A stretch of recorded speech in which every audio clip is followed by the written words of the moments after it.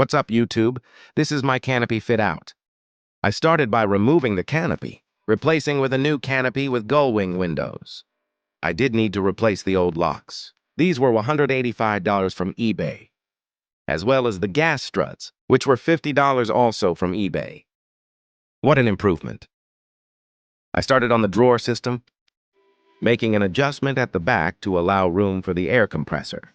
Then I bolted them in. Next, I'll cut wing kits using a cardboard template. Then I'll secure the carpet with glue and staples. Finally, I can screw the tops in place with a little help from my son, and I can test my new Oztrail 45-liter fridge. Fits in perfectly, with plenty of room in the drawers for tools and camping equipment. Now that the drawers are installed, I can move on to my 12-volt installation.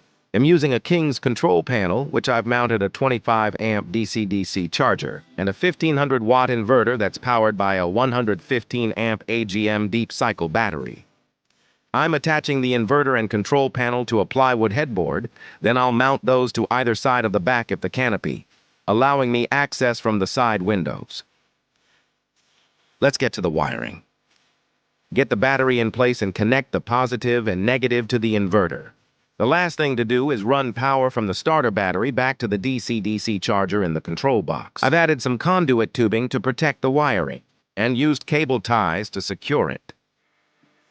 All that's left is to test everything works and tidy up. Thanks for watching. Please like and subscribe.